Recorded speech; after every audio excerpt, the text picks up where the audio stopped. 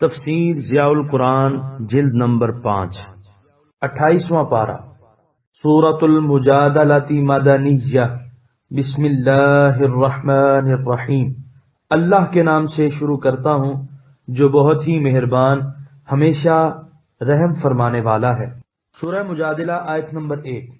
قد سمع اللہ قول التي تجادلك في زوجها وتشتكي إلى الله والله يسمع تحاوركما إن الله سميع بصير۔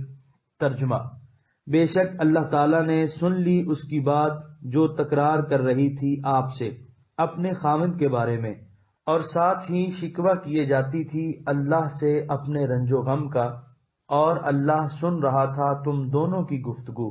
بے شک اللہ سب کی باتیں سننے والا، سب کچھ دیکھنے والا ہے۔ سورہ مجادلہ آیت نمبر 1 کی تفسیر۔ اسلام سے پہلے عرب میں یہ رواج تھا کہ اگر کوئی شخص اپنی بیوی سے یہ کہتا کہ تو مجھ پر اس طرح ہے جس طرح میری ماں کی پشت، تو اس قول سے وہ نکاح ٹوٹ جاتا اور وہ عورت اس پر ہمیشہ کے لیے حرام ہو جاتی، رجوع کا دروازہ بھی بند ہو جاتا۔ اس کو وہ اپنی اصطلاح میں زہار کہا کرتے۔ اسلام میں سب سے پہلے زہار کا جو واقعہ پیش آیا اس کے بارے میں اس سورت کی ابتدائی آیات نازل ہوئیں، جن میں زہار کے متعلق قرآنی احکام کو وضاحت سے بیان کر دیا گیا۔ ہوا یوں کہ ایک روز حضرت عبادہ رضی اللہ عنہ کے بھائی اوس ابن صامت رضی اللہ عنہ اپنی بیوی حضرت خولہ بنت ثعلبہ پر کسی وجہ سے ناراض ہو گئے۔ بڑھاپے کی وجہ سے ان کا مزاج بڑا چڑچڑا ہو گیا تھا۔ غصے سے کہہ دیا، انت علیہ کظہر امی، زبان سے تو یہ کہہ بیٹھے لیکن لگے پچھتانے۔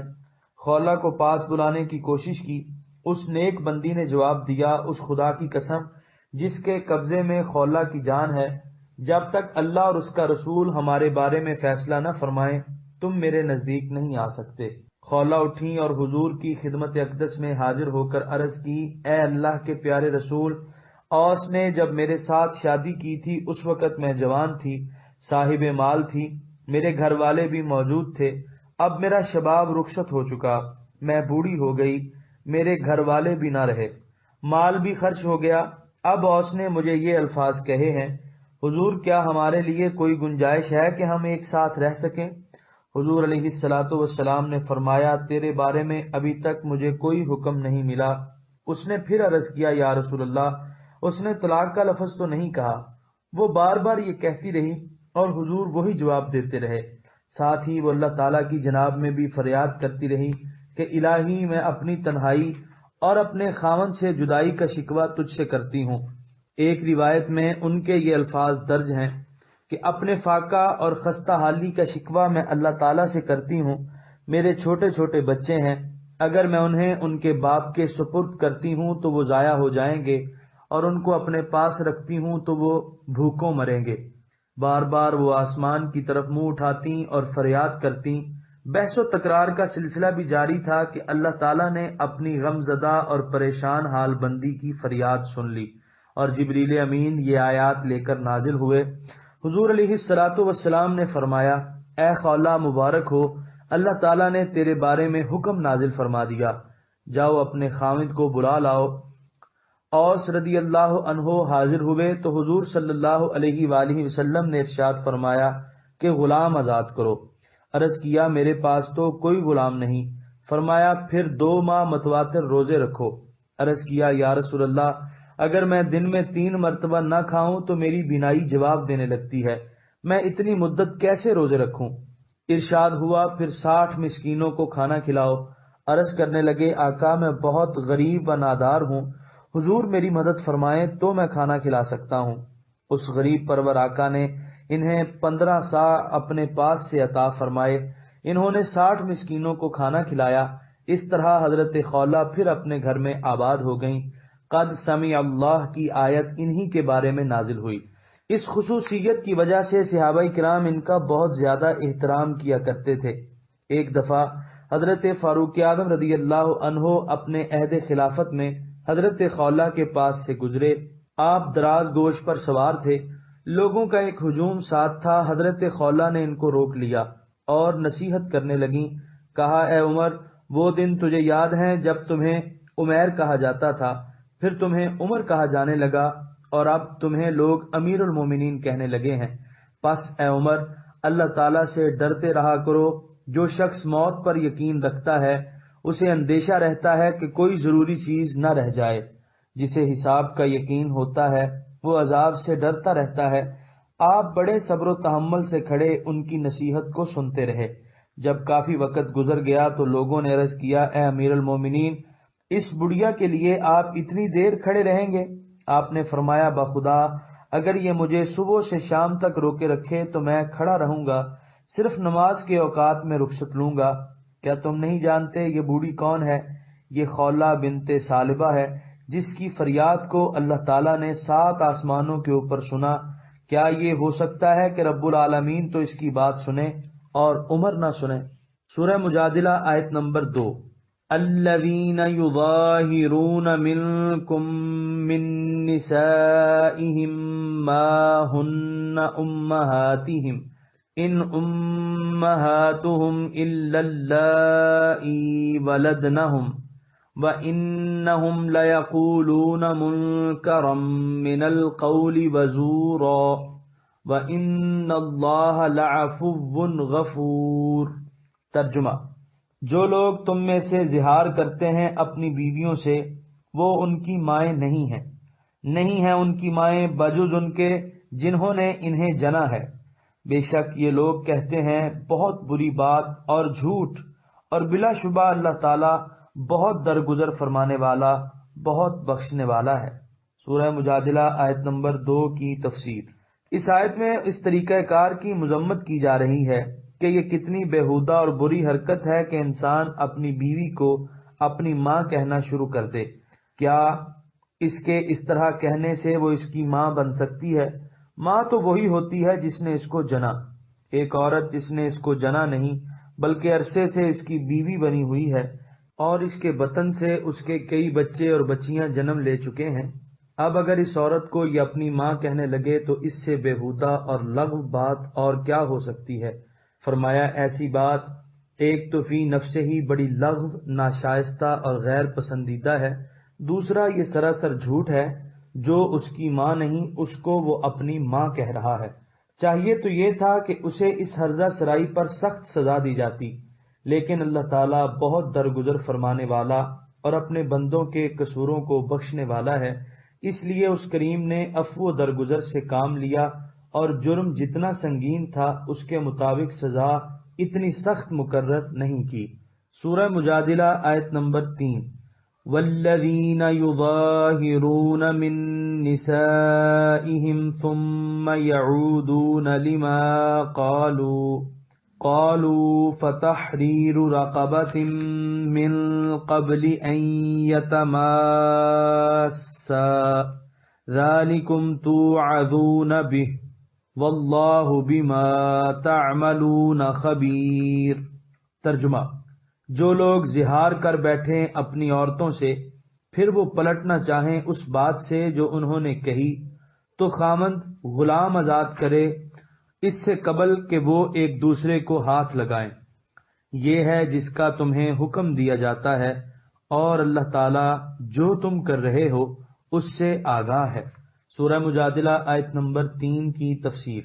آپ پہلے پڑھ چکے ہیں کہ زہار اصطلاح میں اس کو کہا جاتا ہے کہ کوئی شخص اپنی بیوی سے کہے انتی علیہ کظہری امی۔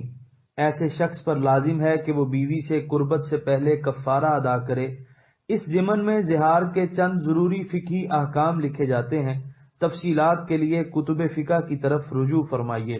نمبر 1، اگر کسی شخص نے ماں کی پشت کے علاوہ کسی ایسے عضو کا ذکر کیا جس کو دیکھنا اس کے لیے حلال نہیں تو بھی زہار پایا جائے گا اور اس پر کفارہ زہار لازم ہوگا۔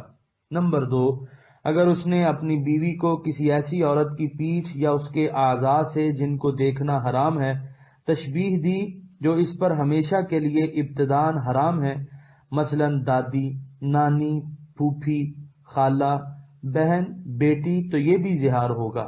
نمبر 3، اسی طرح ایسی عورتوں سے تشبیہ دینا جو ابتداً تو حرام نہیں لیکن بعد میں کسی وجہ سے ہمیشہ کے لیے حرام ہو گئی ہیں تو یہ بھی زہار ہوگا، مثلا رضائی ماں، باپ کی دوسری بیوی وغیرہ۔ نمبر 4، مدخولہ اور غیر مدخولہ دونوں بیویوں سے زہار درست ہے۔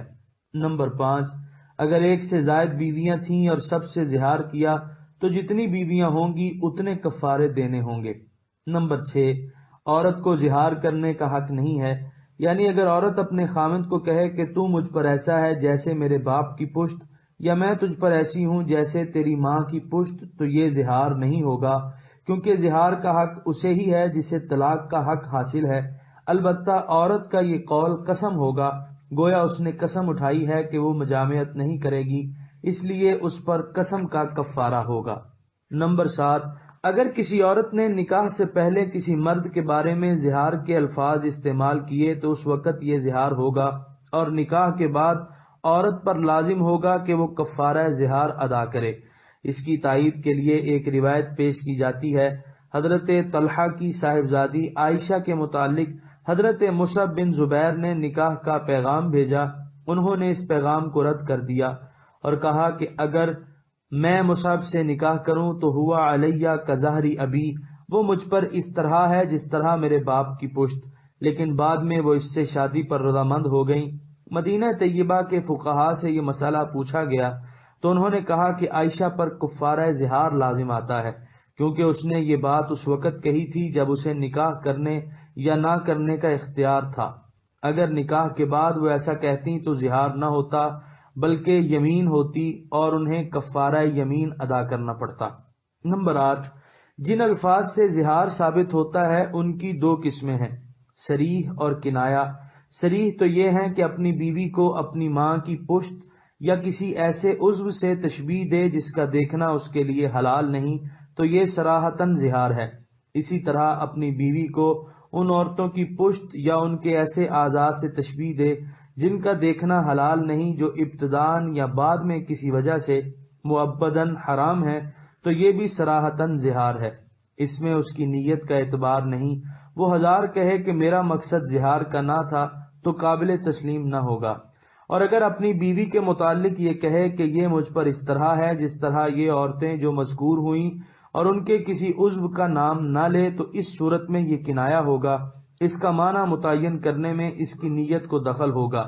اگر وہ کہے کہ میں نے عزت و تکریم کے لیے یہ لفظ استعمال کیا ہے تو مان لیا جائے گا، اور اگر زہار کی نیت سے کہا ہوگا تو زہار ہوگا، اور اگر اس نے اس لفظ سے طلاق کی نیت کی ہے تو طلاق ہو جائے گی۔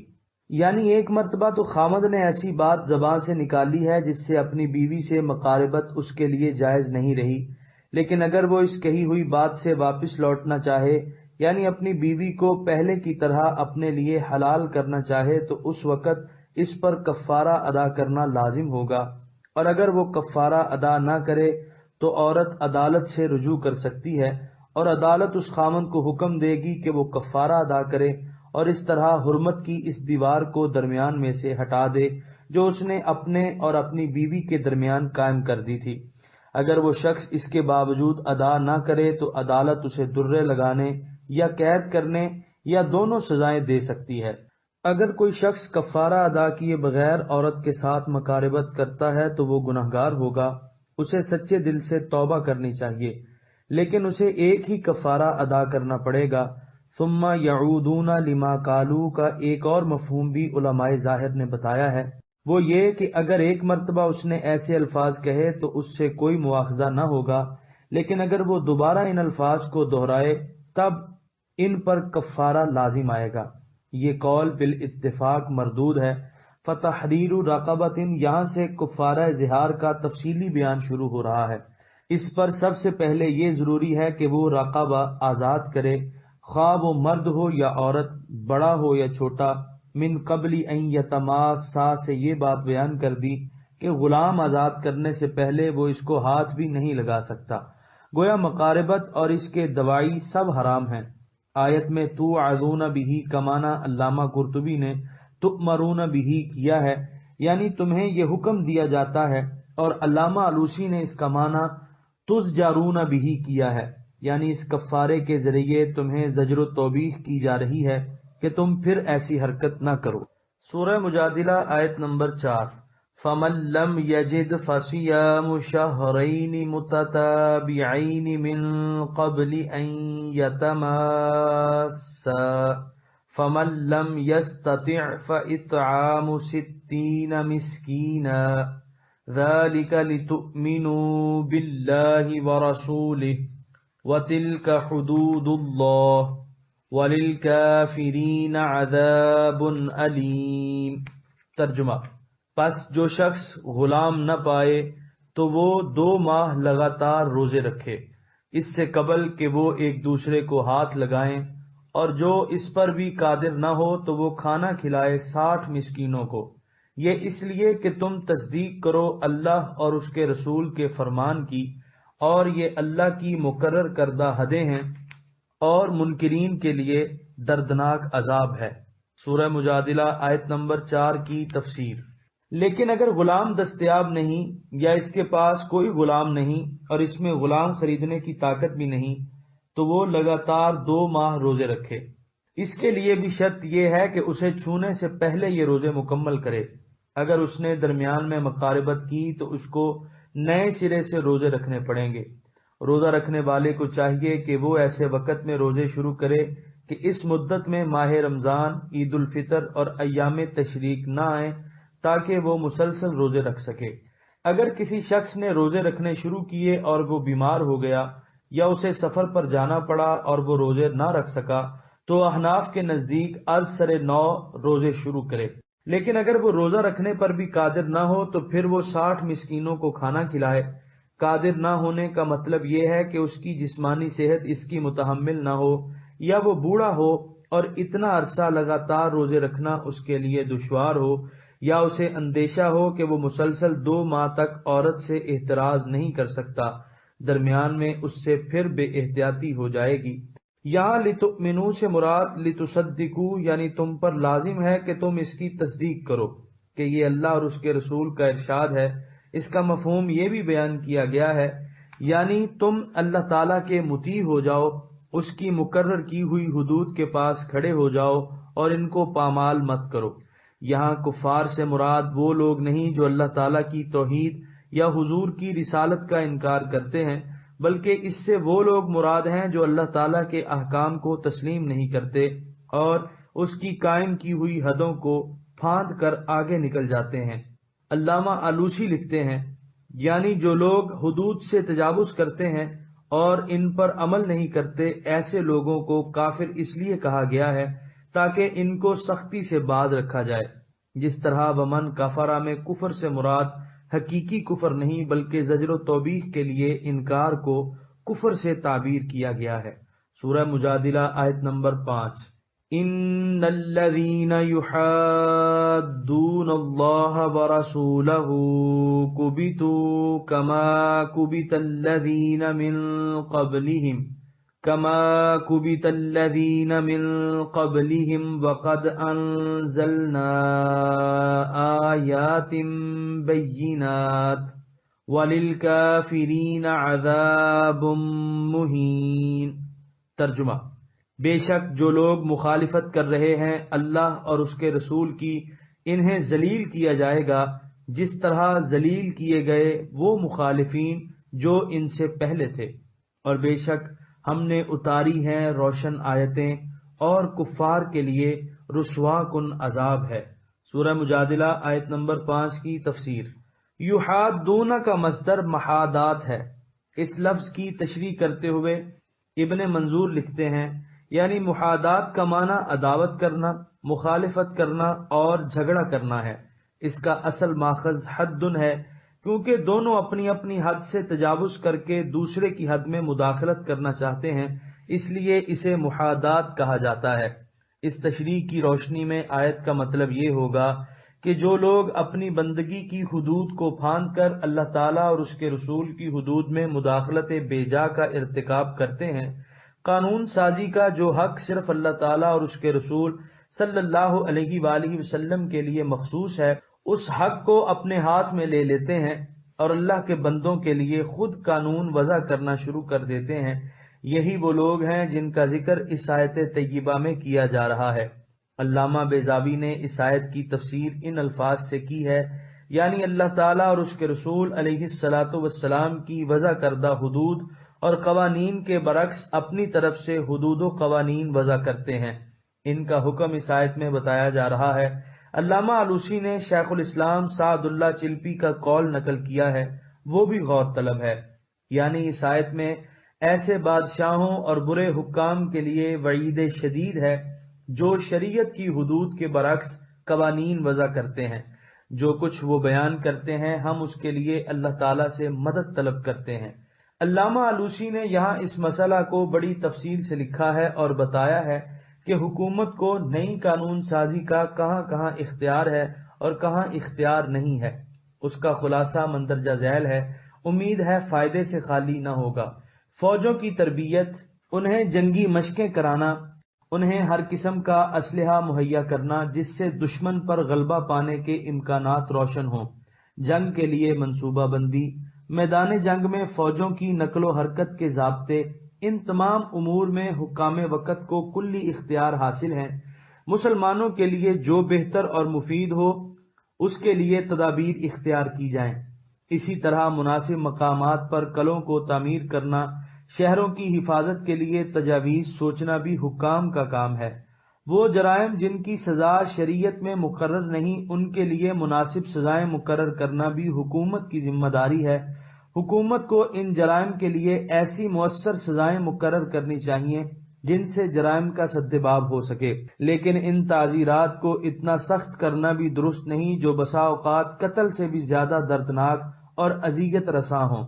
اسی طرح کاروبار اور لین دین کے لیے ایسے قواعد و ضوابط مرتب کرنا جن سے کسی شرعی حکم کی خلاف ورزی لازم نہ آتی ہو، درست ہے، لیکن کوئی ایسا ضابطہ بنانا جس سے کسی شرعی حکم کی صراحتاً خلاف ورزی لازم آئے ہرگز جائز نہیں، جیسے سود کے جواز کا قول کرنا اور اس کے بغیر معاشی اور صنعتی ترقی کو محال سمجھنا، یہ سب حرام ہے۔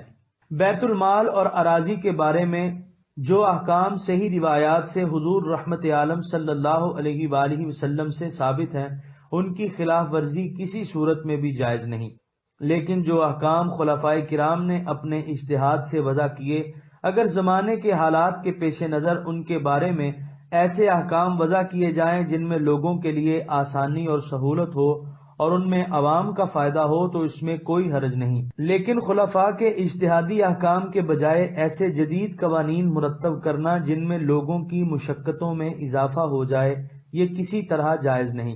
وہ حدود جو اللہ تعالیٰ نے چوروں، بدکاروں اور راہزنوں کے بارے میں مقرر کی ہیں، ان میں کسی قسم کا رد و بدل روا نہیں ہے۔ آخر میں فرماتے ہیں کہ جو شخص اسلامی قوانین کو ناقص سمجھتا ہے اور ان کی تحقیر کرتا ہے اور جدید وضع کردہ قوانین کو ان سے بہتر اور زیادہ مفید کہتا ہے، اس کے کفر میں شک کی قطعاً کوئی گنجائش نہیں۔ انہی لوگوں کے بارے میں ارشاد ہوتا ہے کہ ان کو ذلیل و رسوا کر دیا جائے گا، انہیں منہ کے بل گرا دیا جائے گا، جس طرح ان سے پہلے جو سرکش قومیں گزری ہیں ان کو ذلت کے گڑھے میں پھینک دیا گیا تھا۔ القب تو کسی چیز کو منہ کے بل گرا دینا، یہ ذلت و رسوائی کی انتہا ہے۔ وَلِلْكَافِرِينَ اس سے مراد وہ لوگ ہیں جو آیات کا انکار کرتے ہیں، ان کو حق تسلیم نہیں کرتے۔ یہ خیال رہے کہ جاہد اور تارک میں فرق ہے۔ ترک احکام سے انسان گناہگار ضرور ہو جاتا ہے لیکن کافر نہیں ہوتا، البتہ اگر احکام الہیہ کا انکار کرے اور ان کی حقانیت کو تسلیم نہ کرے تو یقیناً کافر ہے۔ سورہ مجادلہ آیت نمبر 6۔ یوم یبعثہم اللہ جمیعا فینبئہم بما عملوا احصاہ اللہ ونسوہ واللہ علی کل شیء شہید۔ ترجمہ: یاد کرو جس روز اللہ تعالیٰ ان سب کو زندہ کرے گا، پھر انہیں آگاہ کرے گا جو کچھ انہوں نے کیا تھا۔ اللہ تعالیٰ نے ان کے اعمال کو گن رکھا ہے اور وہ بھلا چکے، اور اللہ تعالیٰ ہر چیز پر شاہد ہے۔ سورہ مجادلہ آیت نمبر 6 کی تفسیر۔ کفار اور منکرین احکام الہی کا جو انکار کرتے ہیں اور ان کی خلاف ورزیاں کرتے ہیں، شاید ان کی نظروں میں یہ غیر اہم باتیں ہوں جن کو محفوظ نہیں رکھا جاتا اور فراموش کر دیا جاتا ہے، لیکن یہ ان کی غلط فہمی ہے۔ اللہ تعالیٰ نے ان کی ان تمام حرکتوں کو گن گن کر محفوظ رکھا ہوا ہے جو یہ لوگ فراموش کر چکے ہیں۔ قیامت کے دن جب انہیں قبروں سے اٹھایا جائے گا تو ان کے ایک ایک کرتوت پر انہیں آگاہ کر دیا جائے گا۔ یہاں پر 28ویں پارے کا پہلا رکوع مکمل ہوا۔